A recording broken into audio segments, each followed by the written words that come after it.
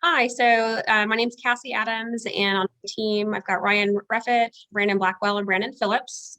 And we're going to go through our presentation on the learnings that we had from our manager interviews. I'm going to start us off talking about organizational support. And the question that we posed was, what are the best ways for an organization to show employees that they have organizational support? And there were lots of great things that, that the leader I spoke with, talked about. It really reinforced a lot of the things that we're learning in class. But some of the things that he talked about were that you need to put people above process, policy, and rules. And what he meant by that is if an employee comes to you with a problem and you just sort of turn, well, here's what the policy says, and it's just sort of a cookie cutter response, it doesn't really send the right message to the employee. It's important to make sure that they see that you're willing to kind of dig in and help really find the best answer for them, even if it doesn't always fit the policy or process.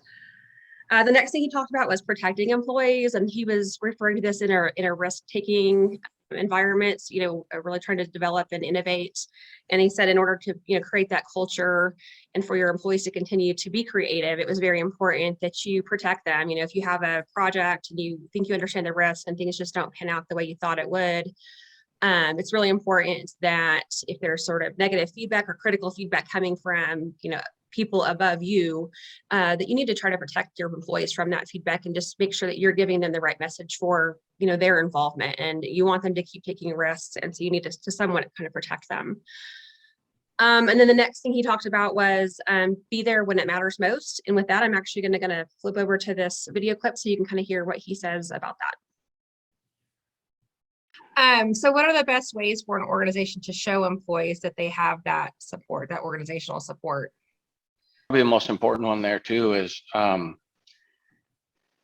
being there when it matters most, right? I mean, there's the day-to-day stuff, but then when employees are people at work too, and Right. then when they have challenges that are beyond their control, things that happen in their life, that's when it matters. And being there to listen, hear, and understand, and then support them and figure out, spend the time and make the investment, figure out how am I going to help you with this, because you're valuable to this organization. But if you claim you're valuable all the time and then when it matters most you're not there, then people are not going to be really feel like they have that organizational support. All right, with that, I'm going to turn it over to the rest of the team to kind of give some of their feedback. So in my manager interviews, one of the things that was brought up was employee opinion surveys. The company from this manager has implemented changes from these surveys, formed focus groups from the employees, and really focused on trying to improve the things that matter the most to employees. So this really gives them a sense of organizational support because they see that the company is making changes for their benefit and per their desires. Another thing that was brought up was that, occasionally when a team has a big milestone or completes a big project, having a celebration at the end of that really helps team morale and helps everyone feel excited about what they've accomplished and ready to tackle the next challenge. The other thing that was mentioned was that it's important to communicate the value of the work that your employees are doing. So, I think sometimes it's easy to focus just on the task, and as employees they may not see the true value of their work and how it impacts the overall organization. So one of the things that's important for leaders is to help them see how that ties into the overall picture and that their part really does truly matter. So another good way to show employees that they're supported by the organization and that the organization values their work is simply through the use of rewards and other forms of recognition. This could be awards, recognition in front of peers, pay bonuses, team morale focused events, and done correctly, this can really encourage high performance and just increase the overall morale of everybody on the team. One manager that I spoke to talked about how they try to create a sense of ownership within the organization. The goal is to make a large organization feel more like a family business. And in doing so, they say that helps to develop organizational support because employees feel closer to the management and therefore they feel more supported by the organization. Another key takeaway for us was the role of social perception in managing diversity. Justin Mingus is the CEO of the Stillwater Chamber of Commerce, but has had managed teams for almost 15 years. And I asked him what he learned about managing diversity on teams. Diversity, of course, represents the multitude of individual differences and similarities that exist among people. An interesting element of that is how we perceive those around us versus what reality is, and how we understand and interpret reality through our perception. Characteristics of the perceiver, situation, and the target are all elements of person perception. Perception is an important element of OB because it is behavior that's based on people's perception of reality, but not necessarily the reality itself. This can lead to attribution biases influencing our actions as managers. One example is the fundamental attribution bias illustrated in the clip. If we go ahead and play that.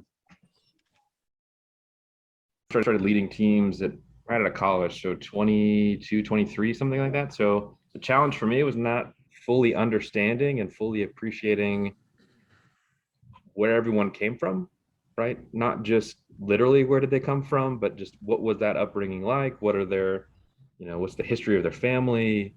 I also didn't appreciate, everyone's current situation will make them act or behave or make decisions in a way that kind of makes sure that they're safe and protected, right? So example, one of my first teams I led, I was leading a single mother of two. She had two young children under the age of 5 or 6, and just struggled with getting her to kind of make decisions or I don't know what term I'm looking for, but kind of get out there and maybe get out of her comfort zone a little bit and try some creative but kind of scary things to hit her sales goal. And I didn't fully appreciate the fact she didn't want to do that because she was being super conservative, so that way she didn't impact that paycheck, right? To impact her family. Her priority was making sure her kiddos were fed and clothed and everything, not making sure that this 23-year-old kid with some crazy ideas, had an experiment. So the fundamental attribution bias is our tendency to attribute another person's behavior to his or her personal characteristics rather than situation factors. And this bias causes a leader to ignore important environmental factors influencing behavior and can lead to inaccurate assessments of performance, as it did for him. And I'll let everybody else kind of weigh in on that too. Yeah, and I guess the other thing I thought in looking over this, this interview, that the leader, I think he did a good job. As he got more experience, he moved away from maybe thinking that there really aren't any differences, and he moved to accepting that yes, there are differences, and really spent that time with his employees to understand better and try to foster mutual adaptation. And then the other thing I kind of thought of, as he did that, I feel like it helped him be a better leader also, because he came to realize that one of his employees, if you think about Maslow's need hierarchical, talks about, physiological needs. And if someone perceives that those aren't being met, it's difficult for them to want to engage and try to work on their need for self-actualization. And I think he, as he got to know that employee better, that's something that he discovers, that she had to, so many things going on in her personal life. It was difficult for her to really take care of her need for self-actualization. So one of the managers that I spoke with also talked about how it's important that there's demographic representation for all different types of people. If customers don't see themselves within your organization, as far as your talent pool, your marketing, as well as just that you have products that cater to them, they're not going to feel connected to your company or organization. So it's important to appeal to customers also. So all in all, diversity isn't just a check the box kind of thing. It gives a broad range of skill sets and different backgrounds that can really enhance a team. And when members can draw on these differences, they can help bridge the gap and balance some of each other's strengths and weaknesses. And now we're going to talk about our third key takeaway, which is related to content in Chapter 6 on performance feedback. The question that we asked our interviewees was, what does effective performance feedback look like to you? A common theme from my responses was just that before feedback, you have a responsibility as a leader to your people to set them up for success. You've got to set clear expectations. Nothing should sneak up on them when it's time to actually give that first feedback. Just because you're clear initially on what good performance looks like from that member's position, and you're clear initially on what the organization expects from them. You've also got to ensure your followers have attainable goals during this initial period. These goals can help guide their focus and give them something that they can use to measure improvement. So now in this clip, we're going to listen to Doug as he touches on 3 key aspects to feedback. There's actually probably 2 or 3 different aspects to feedback. Number one, I think of as timely feedback. And when I say timely, that feedback should occur as soon as possible after the action or behavior occurs. When it's timely like that, it's still fresh in that person's memory where they can make changes or they can modify their behavior quickly while it's still fresh. That's very important. It's also important to look at a balanced feedback. It needs to be balanced, both positive and the negatives that go with that feedback. This will, this will give the person, sorry about that. This will give the person reinforcement for actions that produced a positive result. It will also give the person ideas and suggestions to improve their performance if something could be improved on. And then also, when you're talking feedback, you want to be specific about feedback. You want to focus clearly on the action, not so much on the person. When you're giving feedback, you don't want that feedback to become a personal issue. All right, so Doug touched on 3 good things there. First of all, it's just timeliness. You want to give feedback early and often so that the individual has a chance to correct their course and improve their for themselves and for the organization. Secondly, feedback should be balanced. It's great to give constructive feedback when needed, but positive feedback is also very important. This can just help motivate and be a good positive reinforcement of good behaviors. And then lastly, feedback should be focused on the action, and you should provide clear guidance on how to improve. It should be honest and open, and you can't be afraid to hurt your employees' feelings when giving feedback. And now I'm going to turn it over to my team to weigh in a little bit on feedback. Yeah, and I guess I want to start off by just saying that, there were a lot of, overlaps, I think, with our interviewees and the responses that they had, definitely on like the 360-degree feedback and timeliness and balance. But yeah, so my interview did focus quite a bit on making sure that you are getting a really good, a lot of information from all the different types of people that the employee interacts with. You want to make sure that if it's someone that maybe is only respectful and nice to you because you're above them, but yet if you really can get out there and talk to the others that they interact with on a regular basis, because sometimes they may treat others differently based on position or titles. So that's one of the reasons why it's important to make sure that you're getting a lot of feedback from a lot of different individuals before you make an assessment of the performance and give that message to the employee. And the other thing that I think my interview we kind of talked a little bit about was just the fact it's usually more effective to make that performance feedback more of a discussion and just focus less on the formality of it, and kind of make sure that you're opening it up so it's a 2-way conversation as well. Great. And another thing that was mentioned to me in conversation was the importance of growth and improvement in giving feedback. That the feedback should be sort of goal oriented. They said, the effective feedback has the objective of growth or improvements. And one leader mentioned how they do regular feedback sessions, but they always link that feedback to the organizational goals and ask, how can we make a change here that's going to better improve, our performance or better hit our goals. Yeah, so Ryan mentioned, that feedback should be honest and open, which my managers in my interviews also reflected. One of the things they mentioned was that it's important to have difficult conversations. So if there's a behavior that's not acceptable or that is, damaging to somebody's career or the organization, that it's really important to address that. He said that he's seen many times that certain behaviors have been allowed to continue. And really, in the long term, that's a disservice to the organization and really a disservice to them. It's not giving them the opportunity to improve and grow as an individual. The other thing that was brought up was that trust is important. So if they trust you as a leader, then what you tell them is going to have more weight behind it. And they're going to know that the feedback you give them is for their best interest, as well as the organization's. And then the other thing that was mentioned, kind of what we talked about earlier, is that it's important to help people see the big picture in the feedback and see how their performance is impacting the overall organization. and how that fits in with the organization's overall goals.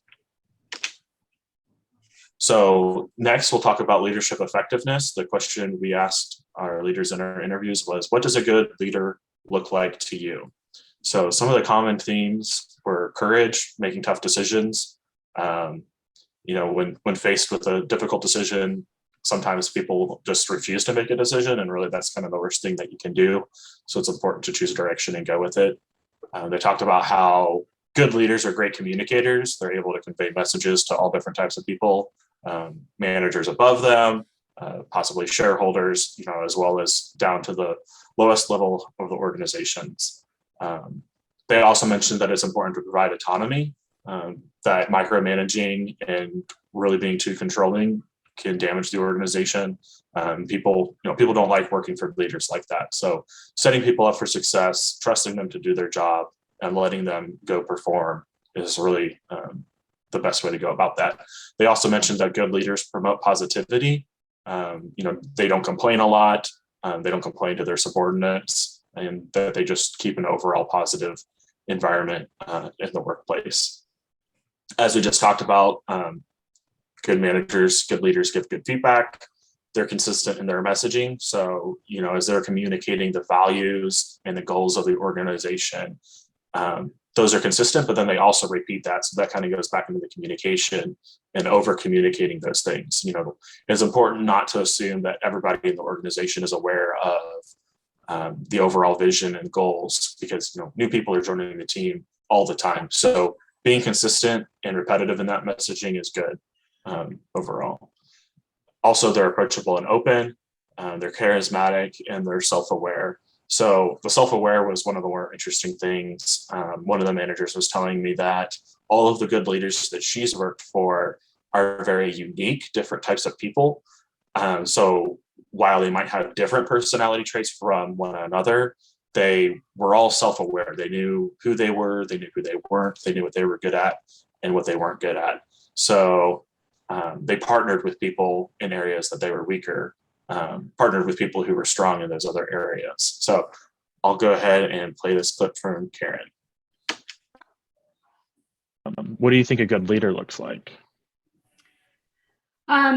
So I've always appreciated leaders that communicate well, that are really open, that I feel like I can talk to, directly. And I've seen people who I consider good leaders share the same message over and over again. Mm-hmm. And sometimes if you happen to be in those same meetings, you're like, well, I just heard this, but I think you might always be reaching a little different audience each time. So good communication skills. And then they also make tough decisions. Mm-hmm. So I've had some bosses or, leaders that couldn't do that. And that was frustrating to me. And I knew that everybody knows they're tough decisions and Right. They may not make everyone happy, but just sometimes you're like, just for the love, please pick something, right? So I'll turn it over to the rest of the team to talk about some of the leadership things that came up in their interviews. Yeah, some similarities for sure. The leader I spoke with talked a lot about, it's important to not micromanage. They stay involved. Good leaders stay involved, but they don't try to micromanage, and that is really empowering to the employees. And then also talked about good leaders really stay connected with people across the organization, all different levels and departments. They will, walk around talking to you and just really mixing with people. And I think that really makes people feel, that they're appreciated, that their diversities are appreciated, that, their contributions are appreciated. One leader that I talked about the importance of being an active listener, not just listening, but listening actively to what their followers or employees said when they communicate with their team. They mentioned another colleague that they had that once had trouble relating to a younger generation of employees, and had made the comment to them, "I don't understand this generation. They don't listen to me." And then he pointed out maybe the problem with that statement of, you're really not being an active listener if that's the way you're thinking. So he said, take to heart what people are telling you and try to understand where they're coming from. And lastly, good leaders are knowledgeable and credible. Simply put, they know their stuff, and when they don't, they know who to go to get that information. One of the interviewees that I talked to mentioned that good leaders have a good view of like the 30,000-foot view of things. So oftentimes they do know specific answers, but again, when they don't, they know exactly who to go to get that information. Yeah, and with that, I guess that concludes the learnings from our interviews, and we just want to say thanks. I think we got a lot out of it, and I know that the leaders that we spoke to, that was kind of a recurring feedback that they gave as well, that they got a lot out of being able to be part of this process. So with that, we thank you.